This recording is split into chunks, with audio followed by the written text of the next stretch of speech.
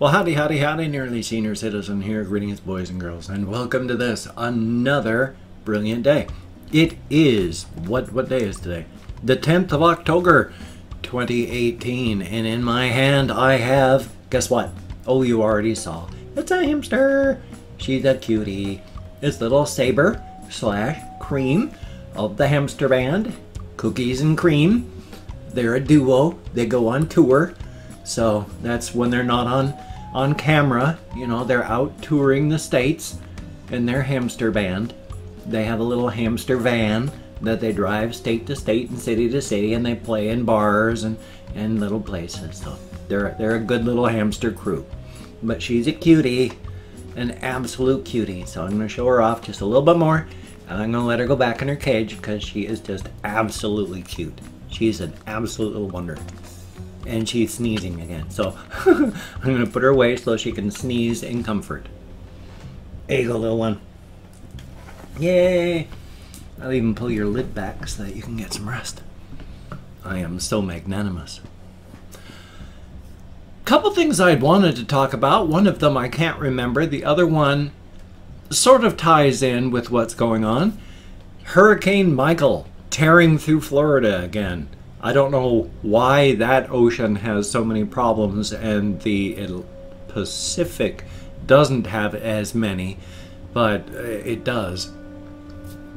The weird thing is, and it's not really weird, but in 1992 when Hurricane Andrew tore through Florida, last base I was stationed at in the Air Force, Homestead, razed to the foundations.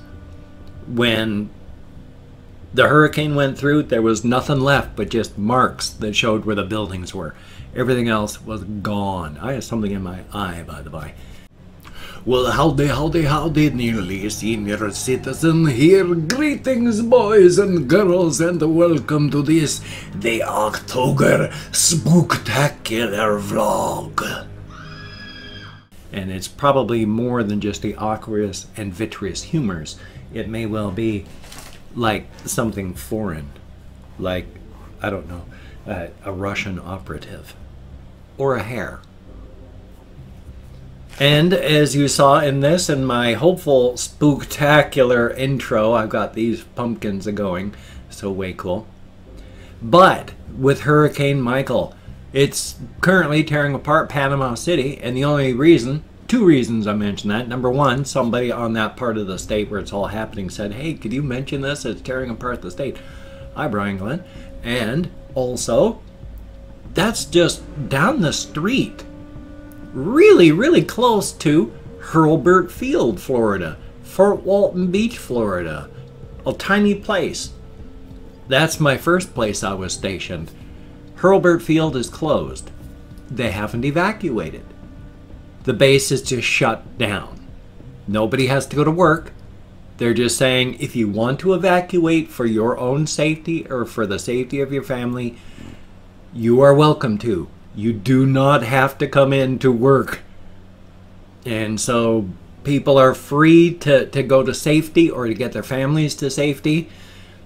But it's, hopefully it's not going to tear apart that place. That was my first base. I was first assigned to Hurlburt Field, Florida, which is just outside Fort Walton Beach, Florida. But Eglin Air Force Base is a rather large place. And for whatever reason, I don't know why, I can't remember the story, but they sectioned off a small piece of Eglin and made it another place. So it's a small campus on Eglin, but it's Hurlburt Field, which is its own air base on an air base. So it's weird, but it's a good little place. They've done good things. Their mission is good, and that was one of the first places that I'd ever done a lot of support work.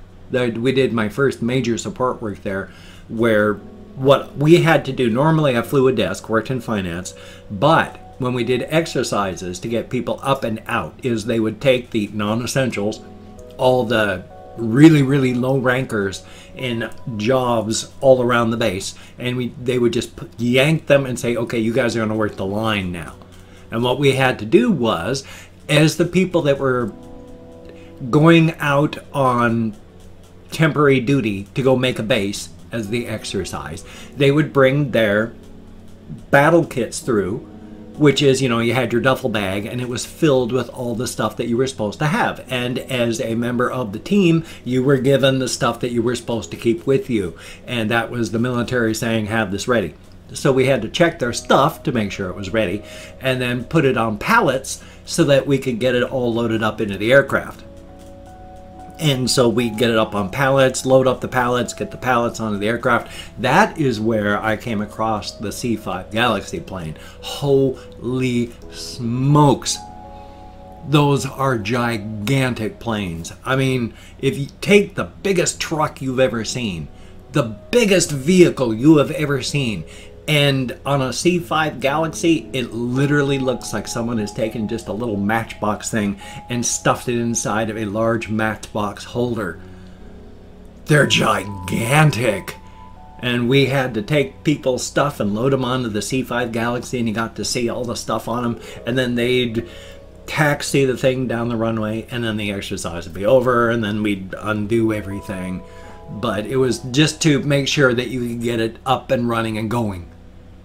And so those are gigantic planes, and we did a lot of that. But holy smokes, I mean, I hope Hurlburt Field is going to be okay. It's bad enough that Andrews, that was Hurricane Andrew. When Hurricane Andrew destroyed Homestead, that was 30 miles south of Miami. And I remember just before I left, they were having a near hurricane where I walked out between buildings and trees that were normally like this were over like this. So it was just weird knowing that the place was razed to the ground. And so I'm rather hoping that it's not razed to the ground now.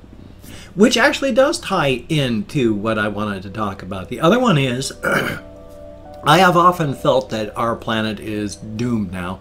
Not the planet itself. I mean, even if we wipe out its ability to sustain life as we know it, in the 2 billion years that are left on the planet before it gets too hot with our sun, because it's slowly going to expand into a giant red star and bake the planet. You know, there's still 2 billion years for something to rise up. Rise up. So, we may kill the planet's ability to sustain life as we know it, but that doesn't mean there won't be something. But right now, with all the science I have studied, it has been the general consensus of scientists that aren't paid for by big oil and all that, that we are screwed. We have, with global climate change, we have screwed the planet hard, and we are going to be lucky as a species if we survive. That has been the consensus since about the 1940s. Back in the 30s and 40s and stuff, even the oil companies themselves had commissioned studies, and they discovered that the increase in temps and all that because of fossil fuels was going to be untenable. Flash forward to 2018, where we knew things were going to get bad, but in popular thing out here, because of muddling and politics, everybody thinks, yeah, it's bad, but you know, it's easy to stop. No, we should have stopped it 20 years ago. It's going to be bad just because of that. With the UN report that has come out, where they're saying in 20 years, it could be the end of civilization as we know it if we don't put sincere and strong curbs on right now. I've never really actually wanted to see the end of the world. I don't think I'm going to be able to, because unless things hurry up, 20 years, I got maybe 20 years if I'm lucky. Make it to 76. That'd be nice. I'd like to make it into my 80s, but if the world continues the way it is, I mean, borders are getting tighter. We're running out of resources already. The world is getting really close to a technological collapse right now. And with the weather doing what it's doing, if in 20 years it's going to be bad enough that we're going to be basically having world wars over dwindling resources because we can't get to them because of global climate change. What are we going to do? As this one person noted, we think a refugee crisis is bad now. What are we going to do when India, with 1.2 billion people, is too hot to live in? That's 1.2 billion people minus the 40% that are going to die from the heat, that have to find homes and food coming outward from this uninhabitable place. Huge portions of the world are going to become uninhabitable from the heat. We're already hitting temps of 110 in the United States. Every year is a record breaker. We're having people die from the heat all around the world already. I don't know what's going to happen. I am absolutely terrified, because even as we have the people saying we need to put on the brakes, we've got like the Trump administration saying, well, you know, I've seen reports that have said things are good, even as we're getting screwed now because of global climate change. And so they continue to release standards to increase emissions, which is only going to make, well, I might see the world technological collapse before I die. We were supposed to have a grand and glorious future. This wasn't supposed to be the peak of human civilization as we know it. This wasn't supposed to be the peak, but it may be.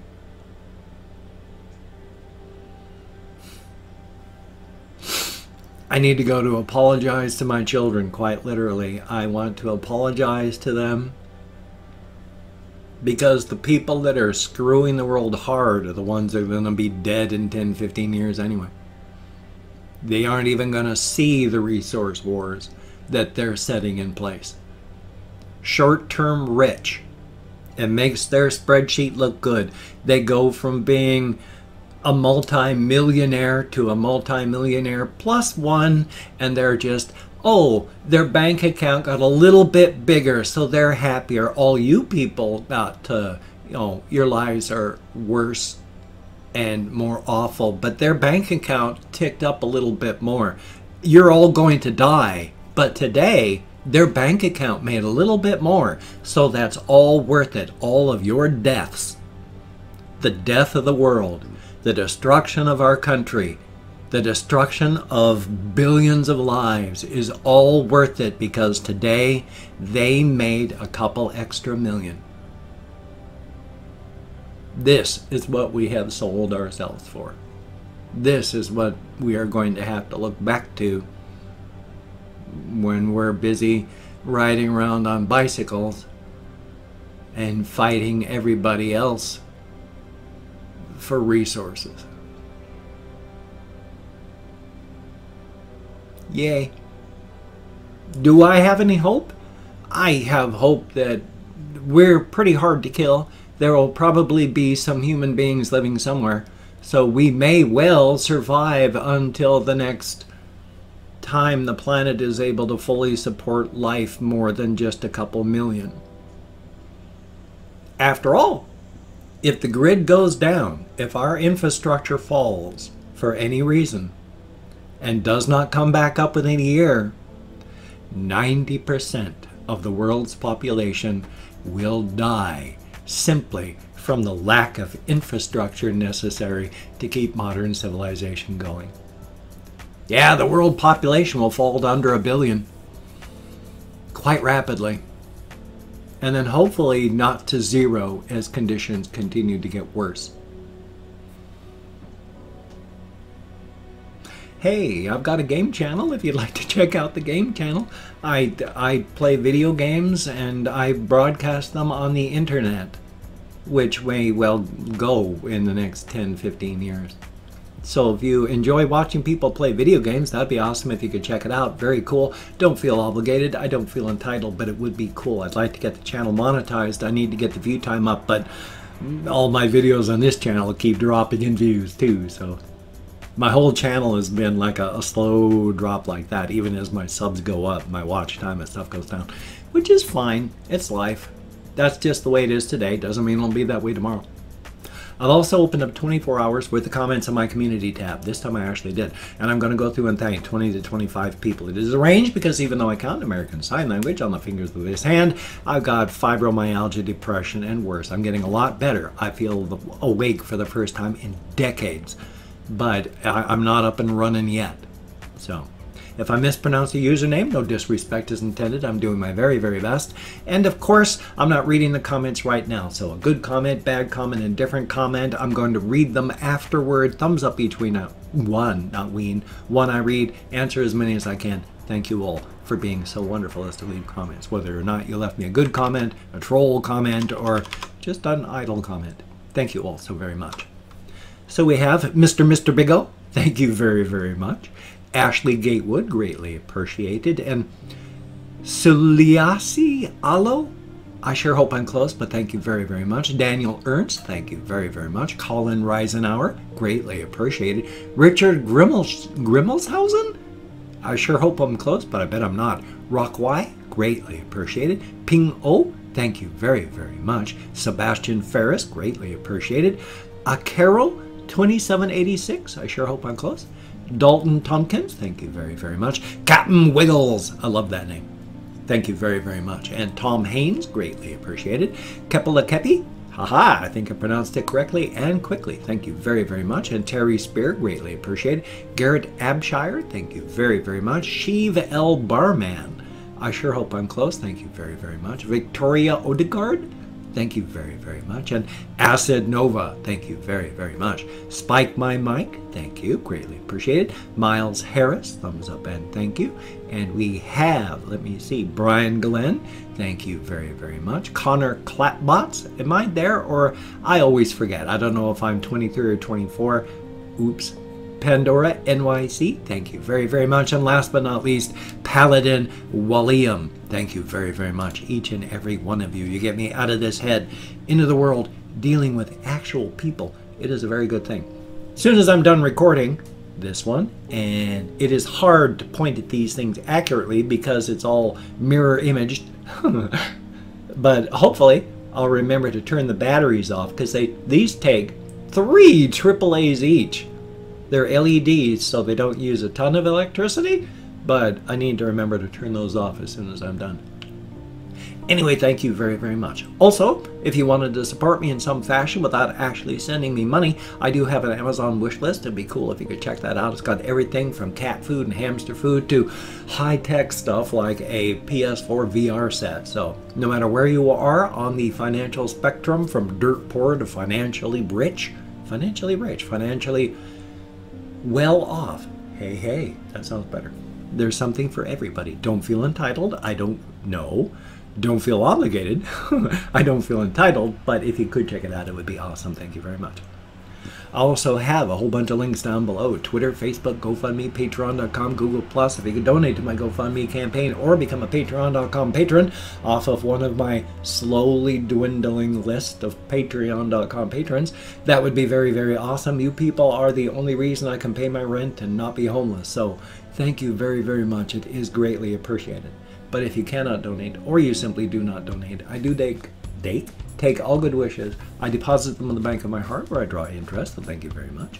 And if you could toss me a like, I do appreciate all the positive validation I get from my existence. If you could subscribe to the channel, that would be very cool. Greatly appreciated. I would understand if you don't want to subscribe to the channel, but if you could be done with it, it would be very, very cool. Greatly appreciated. Thank you very much. I can never tell exactly what accent I'm going to have. They just sort of come and go, and that's just the sort of thing that happens. I'm not really under control of what's going to be happening with my voice.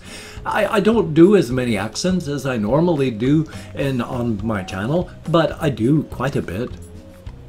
So thank you. I'm going to hopefully have a game video, hopefully a reaction video, hopefully a game video for my game channel. I'd love to live stream again if I would stop falling asleep. Thumbs up for that. So you take care. Have a great day today. I will see you on the flip side, and that, my friend, is a very good thing. Hopefully I got this timed halfway correctly.